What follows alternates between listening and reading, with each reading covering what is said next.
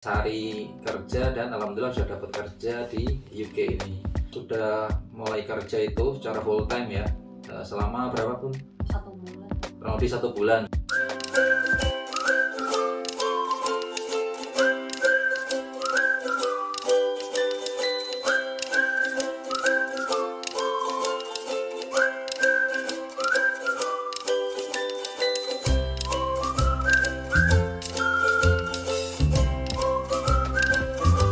Assalamualaikum warahmatullahi wabarakatuh. Oke, ketemu lagi teman-teman di Kak Alin's Family. Nah, kali ini kami mau share tentang pengalaman kami, ibunya Kak Alin ya, cari kerja dan alhamdulillah sudah dapat kerja di UK ini. Jadi kurang lebih sudah mulai kerja itu secara full time ya, selama berapa pun? 1 bulan. Kurang lebih 1 bulan sudah kerja full time selama 1 bulan. Nah, kalau full time itu di sini kurang lebih seminggu 40 jam. 40 jam ya. Jadi di sini tuh ada kerja part time sama full time. Full time itu biasanya minimal 40 jam seminggu. Iya. Kalau part time tuh bisa 20 sampai 25 jam seminggu gitu. Nah, ini part pertama ya. Jadi akan kita share pertama yang kita urus tuh apa aja nih kalau mau cari kerja di sini gitu kan, karena nggak semua orang yang di UK itu bisa dapat hak kerja juga di sini, tergantung visanya gitu. Nah, hari ini kita mau share tentang mungkin langkah-langkah awal pun ya, langkah-langkah awal tentang proses kita nyari kerja di sini, mulai dari harus ngurus apa dulu, daftar apa dulu, sampai proses akhirnya diterima kerja gitu.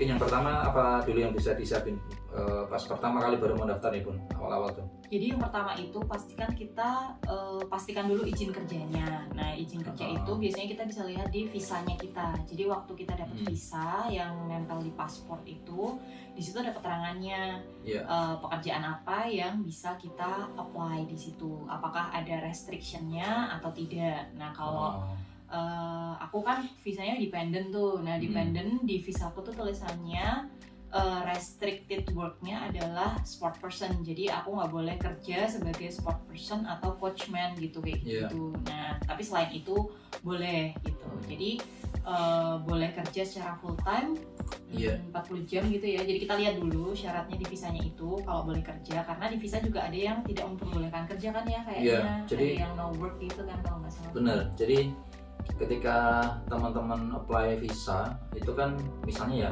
ya, case-nya di saya dan keluarga itu, saya sebagai student itu yang independen. Nah, kemudian saya membawa keluarga itu dependent itu tergantung ke yang utama di sini kan yang saya nih yang di sini. Nah, statusnya dependent. Nah, di status visa dependent itu nanti di paspor teman-teman itu biasanya kan akan ditempel kayak Fignet itu stiker ya.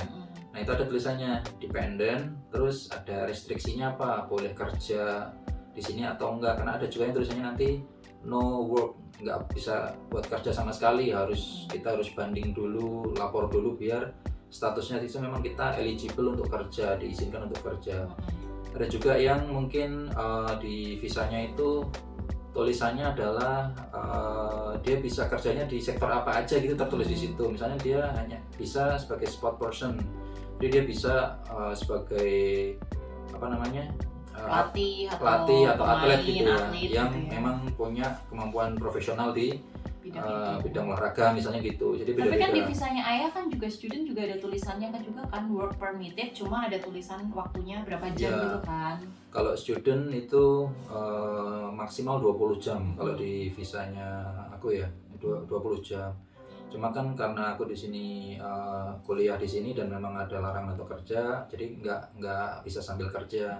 Nah, kebetulan karena dependent ini, ibunya Kak Alin ini di visanya statusnya dependent dan boleh kerja full time.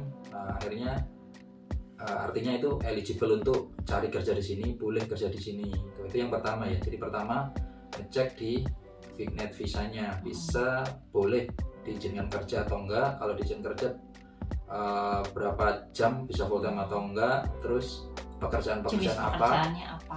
Karena di sini tuh benar-benar employer itu akan melihat izin kerja kita dulu. Jadi pertama ketika kita nanti daftar kerja itu pasti nanti kan ada kayak verifikasinya tuh. Jadi kita tuh benar-benar ada izin kerja atau enggak di sini, karena mereka tidak akan berani mempekerjakan orang yang di sini tuh nggak punya izin kerja, karena kan dianggap ilegal kan, nanti perusahaan tuh malah akan didenda dan malah dapat hukuman. Jadi mereka pasti akan memastikan bahwa orang ini itu benar-benar eligible untuk bekerja di UK. Iya, yang nggak boleh kerja contohnya juga itu misalnya turis atau visit doang kan, cuma beberapa saat di sini. Nah itu juga nggak boleh kerja di sini karena dia statusnya ke sini bukan visa kerja tapi visa wisata lah, kunjungan gitu, itu nggak bisa. Jadi yang pertama itu visanya boleh kerja atau enggak. Kemudian yang kedua, setelah kita lihat nih, oh ternyata kita punya hak kerja di sini nih di UK. Langkah selanjutnya adalah daftar NINO namanya ya. Ya, National Insurance Number. Nah itu wajib banget. Jadi kalau mau kerja di sini semuanya harus punya National Insurance Number. Mungkin kalau di Indonesia itu kayak BPJS Ketenagakerjaan gitu. Jadi nanti dari NINO ini atau National Insurance Number itu, nah kita kan nanti dari gaji kita akan dipotong untuk sebagian ya untuk membayar NINO itu. Sama lah kayak di Indonesia kan juga gitu ya, dari perusahaan berapa persen untuk membayar BPJS Ketenagakerjaan, nanti dari gaji kita sendiri berapa persen untuk membayar BPJS Ketenagakerjaan itu. Nah itu mirip lah, jadi sama kayak National Insurance Number di sini. Jadi nanti ada beberapa porsi yang kita bayar sendiri melalui gaji kita, ada juga beberapa porsi yang dibayarkan oleh perusahaan. Jadi kalau kita sudah terdaftar NINO, National Insurance, itu nanti setiap bulan gaji kita tuh akan dipotong sekian persen, dibayarkan ke pemerintah, kemudian perusahaan juga membayarkan porsi sekian persen sebagai asuransi. Nanti kalau suatu saat ketika kerja kita ada hal-hal yang memang tercover di asuransi, kita dapat gitu. Jadi setiap bulan pasti akan dipotong gajinya untuk National Insurance ini. Iya, jadi kalau teman-teman udah datang nih nyampe di UK dan memang niatnya untuk mau kerja, segera aja langsung daftar NINO ini atau National Insurance Number, karena prosesnya juga nggak bisa instan ya. Kemarin kita butuh waktu sekitar 3-4 minggu sampai NINO itu nomornya itu diterbitkan. Dan kalau di sini kan kita daftar lewat website ya, jadi kita buka websitenya UK Government gitu, nanti ada bagian National Insurance Number, kemudian nanti kita masukkan data-datanya termasuk nomor UK kita, jadi nomor HP selama di UK, kemudian juga alamat kita selama tinggal di UK, jadi paspor dan visa, BRP dan lain sebagainya. Nanti kalau sudah kita apply, nanti kita tunggu aja sekitar mungkin 3-4 minggu, nanti akan ada surat ya. Jadi nanti kan ada surat datang ke kita. Nah, surat itu nanti ada numbernya tadi. Jadi National Insurance Numbernya itu akan dikirimkan melalui surat gitu. Jadi ketika daftar National Insurance ini, itu tuh dia otomatis ngecek hak kerja kita juga. Jadi dia akan langsung otomatis ngefilter. Misalnya kita hak kerjanya nggak ada nih di visanya kita, misalnya kita hanya turis. Ketika kita apply NINO, otomatis akan tertolak karena dia sistemnya terintegrasi kan. Jadi ngecek, oh ini paspor nomor sekian, ini di UK dia misalnya nggak berhak kerja tapi daftar NINO, dia akan tertolak by system, dia nggak bisa juga. Jadi langkahnya itu memang harus urut. Yang pertama punya hak kerja, kemudian pas nyampe sini, meskipun belum langsung cari kerja saat itu, tapi kita harus memang langsung daftar NINO. Karena nunggu 3 minggu tadi kata Ibu, 3 minggu sampai 4 minggu NINO terbit. Setelah itu baru kita cari-cari, bisa paralel sih ya, cari-cari lowongan pekerjaan di website lah, karena sebagian besar online gitu. Ya, jadi kalau di sini juga ngomong-ngomong tentang nyari kerjaan ya, kurang lebih hampir sama sih kayak di Indonesia, kita bisa cari lewat online. Jadi ada website-website penyedia kayak job seeker gitu, ada Total Jobs, ada Indeed, ada apa ya, banyak lah ya, nanti bisa dicek lah. Pokoknya biasanya aku langsung masukin ke Google aja jobs in Leeds misalnya, karena kita kan tinggalnya di Leeds, jadi langsung aja jobs in Leeds, atau langsung di daerah tempat kita misalnya jobs in LS6 misalnya gitu, atau jobs in misalnya Headingley misalnya gitu. Jadi tempat-tempat yang kita pengen, dimana kita pengen kerja langsung dimasukin gitu. Nanti biasanya ada list beberapa website gitu ya, jadi nanti kita tinggal pilih aja, terus nanti kita bisa lihat misalkan kayak di City Council kan juga dia juga ada website khusus untuk nyari kerja ya. Jadi tinggal dibuka di situ, kita bisa pilih jenis pekerjaannya apa, dan di situ juga biasanya udah dicantumin salary-nya itu berapa. Jadi bisa per hour-nya biasa, atau per annum atau per tahunnya nanti berapa. apa, biasanya udah dicantumkan di situ. Atau kita juga bisa gabung di community di Facebook gitu. Jadi karena di UK ini kan Facebook masih digunakan sekali ya. Jadi jadi aku tuh join ke grup-grup komunitas-komunitas yang ada di Facebook gitu, kayak misalkan jobs in Leeds gitu, atau apalah, pokoknya kita cari kata kuncinya lah, nanti kan ada grupnya, nanti kita join. Nah sama lah kayak di Indonesia kan juga sama kayak gitu ya, ada juga grup-grup loker-loker kayak gitu kan. Nah jadi kita cari, nanti di situ ada job apa, tinggal kalau kita cocok ya udah kita coba apply aja gitu. Nah tapi kemarin yang kita coba apply, benar-benar apply itu orang lebih dua lah. Yang satu yang di websitenya City Council, itu kan yang resmi dari pemerintah sini ya. City Council itu kita kalau cek websitenya nanti ada daftar lowongan-lowongan pekerjaan ya yang kita bisa apply. Terus yang kedua, kalau kita pencarian dari Google gitu bisa spesifik juga, bisa mau ke perusahaan apa kita daftarnya gitu. Nah kemarin di samping City Council, ibunya Kak Alin ini daftarnya di websitenya Amazon langsung ya. Jadi daftarnya di websitenya Amazon, kemudian proses apply-nya online karena semuanya sudah terintegrasi gitu ya. Jadi tergantung juga sih ya sama perusahaannya. Ada yang modelnya tuh HR, dia ngeposting lowongan pekerjaan gitu di Facebook misalnya, atau di di tadi website pencarian kerja tadi. Nanti kita email ke orang tersebut gitu ya, ke HR-nya. Ada yang sistemnya kayak Amazon kan, dia udah punya portal tersendiri ya untuk mencari kerja, jadi semuanya udah terintegrasi di situ tuh. Jadi ya udah kita langsung aja apply-nya lewat situ.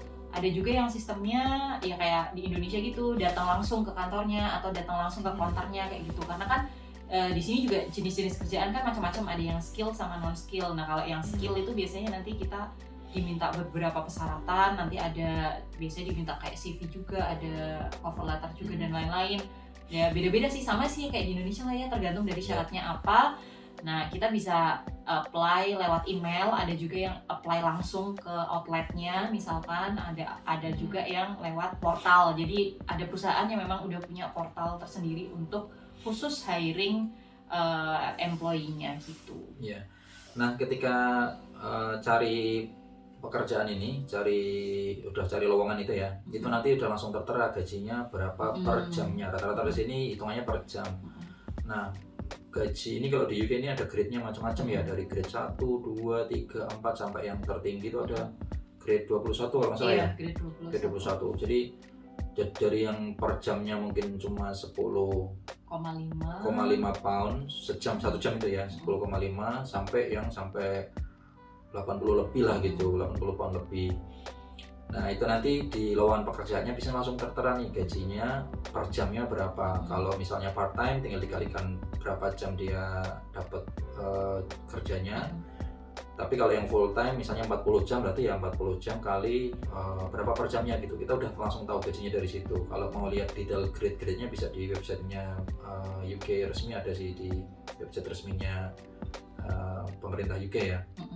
Itu ada. Nah gaji-gaji itu intinya pas awal tuh langsung kita bisa tahu gitu. Lah. Jadi kayak kita kerja dapat berapa nih gajinya per jamnya, itu biasanya udah tahu. Walaupun ada beberapa juga yang lowongan pekerjaan itu nanti kayak salary negotiated gitu juga ada, tapi kebanyakan sih kita udah tahu ya langsung ya gajinya itu per hournya berapa biasanya gitu.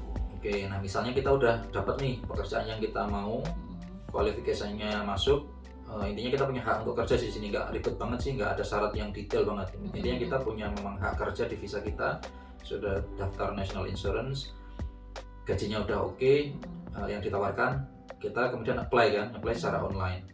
Habis itu prosesnya setelah apply online apa lagi? Ada interview biasanya. Nunggu berapa lama itu pas pertama apply itu? Jadi kan kita apply dulu tuh, nanti kita tunggu dari sana. Biasanya kan habis apply itu sebelum interview itu ada verifikasi gitu. Jadi ada step-step lanjutan gitu. Jadi walaupun kita sudah mencantumkan dokumen izin kerja kita, biasanya nanti dari perusahaan itu akan memverifikasi kembali. Biasanya kayak kemarin kalau di Amazon itu kan ada pihak ketiganya. Jadi kayak nanti kita diminta untuk ngisi lagi gitu ya, ada link terus kita ngisi lagi. Kita bisa pakai misalkan BRP atau bisa pakai code, jadi share code gitu dari pemerintah. Jadi kalau kemarin tuh pengalamanku karena mungkin di visa itu kan tulisannya restricted work sport person gitu ya. Nah takutnya mungkin dari sana kayak ngiranya kok restricted work nih, jadi kayak nggak boleh kerja atau seolah-olah kayak gitu. Jadi kemarin aku apply yang namanya share code, jadi di pemerintah gitu. Jadi nanti aku apply share code. Share code itu nanti dikasih oleh pemerintah. Jadi perusahaan nanti dengan kode yang udah aku dapat itu, dia bisa cek izin kerjaku. Dari pemerintah government, dari UK government itu izin kerjaku tuh kayak gimana. Jadi aku tinggal kasih aja tuh kodenya. Jadi kan aku apply tadi share code di websitenya UK government, terus aku dapat kodenya, nanti aku share aja kodenya itu ke perusahaan. Nah nanti perusahaan tinggal masukin kode itu di portal kayak gitulah. Jadi ada semacam website khusus ya untuk ngecek kayak gitu. Jadi nanti dia bisa lihat, oh aku boleh kerja atau enggak, terus pekerjaan apa yang diperbolehkan, pekerjaan apa yang nggak diperbolehkan gitu. Intinya adalah perusahaan kan harus memastikan bahwa orang yang mau dia pekerjakan ini punya hak kerja di UK. Betul. Nah, ketika dia kan nggak punya data itu kan adanya di pemerintah UK kan. Nah, dia punya kayak portal khusus untuk akses database lah ya. Database gitu ya. Misalnya nama siapa gitu dengan nomor paspor sekian, dia punya hak kerja enggak? Nanti perusahaan akan ngecek dengan melalui share code itu tadi. Melalui share code itu. Jadi nggak bisa langsung masukin nomor paspornya orang ini, nggak bisa. Jadi harus orang, misalkan aku harus apply dulu share code ke UK government. Nanti UK government kasih kode. Nah nanti kode itulah yang dipakai untuk ngecek kita punya hak kerja atau enggak di sini gitu. Nah itu kan misalnya kita udah apply, nunggu, setelah itu wawancara lulus ya, habis itu wawancara. Wawancaranya kemarin ditanyain apa aja ya, maksudnya kualifikasi atau apa gitu yang ditanyakan?